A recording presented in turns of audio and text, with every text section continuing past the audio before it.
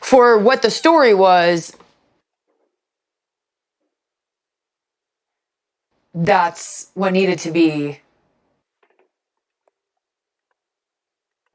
told, but I wish I had not changed the nuances that made my character popular to fit a specific storyline. And now I realize, well, now it doesn't matter if you're cheer or boo, just get a reaction.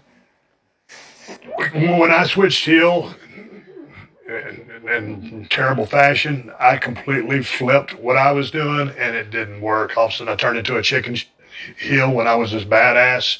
And for me, it's an analogy to what you're doing. It's not the same, but I know what you speak of when you say you change your mannerisms, and people are like, "No, this ain't her." But you live and you learn, and you know what? Like, I became better. I'm here where I am today because I've learned from those scenarios. Yeah, coulda, woulda, shoulda. And like you said earlier, I mean, you're always learning. You know, by the time I'd turned heel, I'd been in business a pretty good while and had a very good sense of what was up.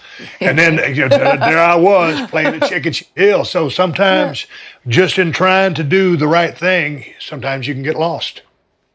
Coming off that, you're going to have a hellacious match a month later against Ronda Rousey. What was it like to compete with Ronda and that kind of, and as physical as she is?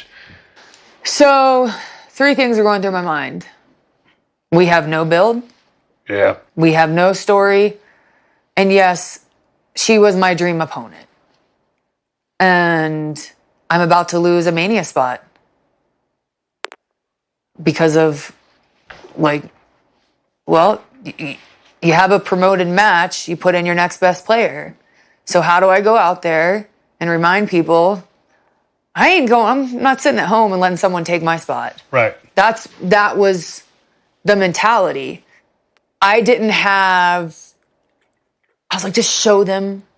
Like, don't do the stuff that you were doing. That's not who you are. But you need to knock it, like, ramp it up 300 gears and go out there and show them that, like, no, you are not an animal, but look, just not timid. So, like, right. You saw this match, right? Yes.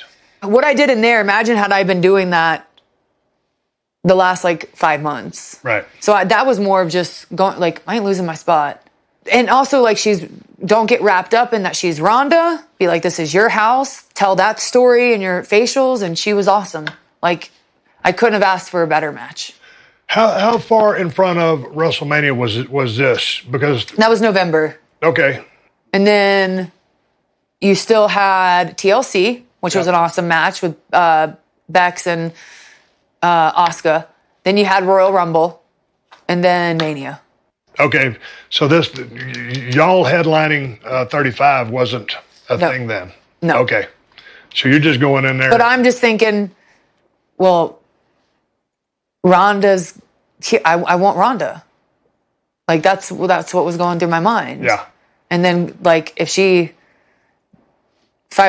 I'm being replaced by Becky, which was title versus title, well, what does Mania look like for me? Or what does even Royal Rumble look like for me? So then how did that come to fruition then? I don't know. Like, we get to Rumble. Becky beats me for Rumble. And then I get to TV and Vince was like, I'm just going to insert you. Like, that was the storyline. Like, because everyone, like, was hating me, right? Yeah. Or like, oh, she's just the third wheel.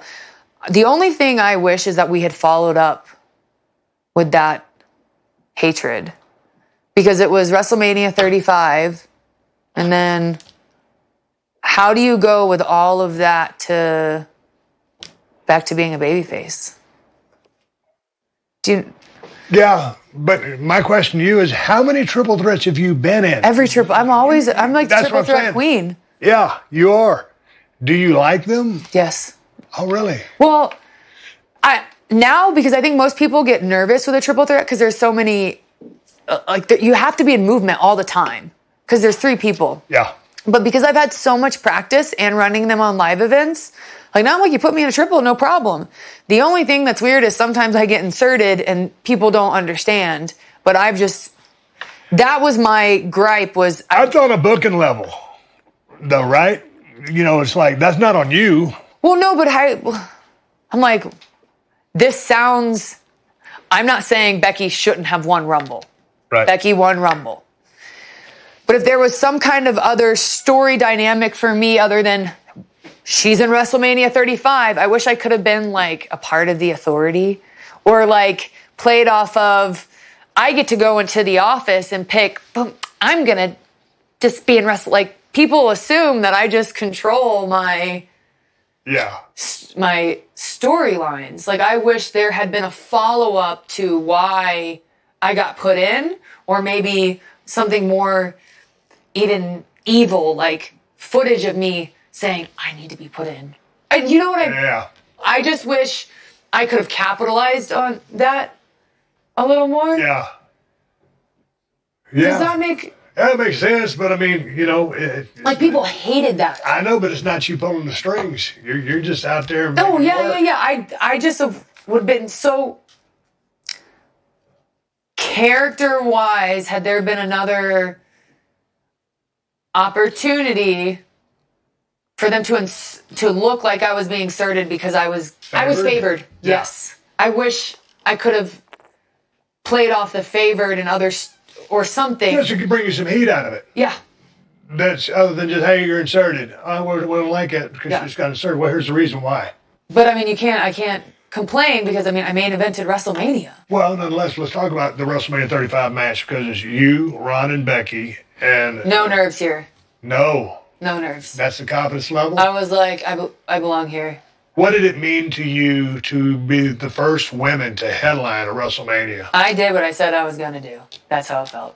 Really? It was the first time I backed up what I said. Satisfaction? Yeah. Like, holy I'm main eventing WrestleMania. Like, I go from 2012, not knowing what about this business, to that. Like, anything's possible. Yeah. For anyone in the industry, if you want it bad enough. Not everybody headlines a WrestleMania. My father didn't. Exactly. Now, y'all share some common threads, though. You both have a WrestleMania moment. You both win a Royal Rumble. You really have to hang your hat. Let me see. So you've headlined one WrestleMania. You'll probably headline another one. But that's I got to headline in 38 the first night, which was, if you'd have told me at this stage of the game, hey, kid, you're going to headline one more time, I'd have said you're foolish. But my point is to you, I mean, it's a male-dominated industry still. The women's movement has really made so much headway. Yeah. But there's just a lot of individuals that are in the business of sports entertainment who never headlined an event like that. So you got to be proud of that. Yeah, I did it. But okay, you said. But I want more. I want more. There you go. Okay, so you know me. It's not the fact that you're just sitting here being humble. You want more, and you want to do it again. Yeah. I was just talking about some common threads of your dad and you sharing WrestleMania moments. He had his career, and then 2 Royal Rumble winners, and that hasn't been done. Do you ever stop and smell the roses along the way with your father? Hey, we did this, or hey, that was cool. Or you just always, hey man, what's the next door we're gonna knock down? Sometimes when we're just like goofing off with each other, we'll be like, they're gonna need a whole wing for us. I said that one time and people are not, I was joking. Like, I mean, we're just each other's cheerleaders. Like, I don't know. If you don't enjoy what you do and you're only working for one thing, then you're never going to get anywhere. If you're only doing it for one thing, like right. I love performing. Like I like going back overseas recently. Oh man, I miss this because of COVID. Like, just there's nothing like controlling the emotions and being there and creating like art. Like people don't realize what we do is art. It's just fun. Yeah, and manipulating or moving emotions and needles, making people care, making people mad. Making people happy. It's a real awesome feeling because that's what you're out there to do. And a lot of times guys or gals don't do it. But when you do it at the highest level, you figure it out, man. It's an addiction. Yes, it is. I'm going to go segue off this back to the horsewoman subject just for a second because I just wanted to give you a chance if you want to give your side of the whole title exchange thing that happened last November. There's Sonya Deville out there you and Becky. Look at those boo-boo faces. Yeah, man. I mean, what are y'all thinking here? Are y'all shooting angry? Faces. Well, or just disenchanted on a storyline level? You've got two women. Yep. That want to be the best. That want to be that top spot. I wish I could sit here and tell you that I did it on purpose. But if people need me to be that bad guy, I'll be that bad guy.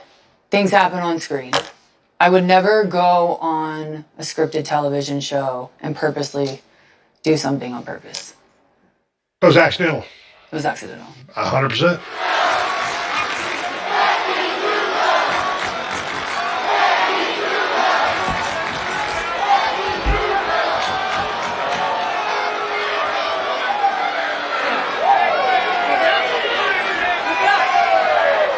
Two women that want to be the best. My character would have never picked it up had I not. Right. I was like, oh. Yeah. Like, I would, that's another, like, why would I not make Sonya do it? I make someone hold the ropes. Right. But therein lies part of the, hey man, this is what we need you to do from the voice. So, looking back, it was what it was. Where's this stand with you and Becky now? Are you all on separate shows? Separate shows. I think for me, personally, like her coming back with the baby and seeing her, Seth, and the baby, like, travel the world together, I'm like, man, she's really showing everyone that it can be done. And I hope to have that one day. That's awesome. Plan on having kids? One day, yeah. When it's right. Yeah. Let me ask you one question kind of while we're in this same space. And you can say no comment if you'd like to. But do you have any opinion on what Sasha Banks and Naomi did when they walked out of a WWE during a live event? I'm a veteran. I've walked away from a live event. One, I haven't been there because I left after Backlash. And I know what it's like to jump on social media and read these headlines that are so far from the truth. So I don't know what happened, but what I can say is I can't imagine never wrestling Sasha again. That would be hard for me to compartmentalize. Right. Because, like, we started together. She's my Ricky Steamboat. What my dad always tells her that. And then with Trin, like, we just had a hell of a match on SmackDown.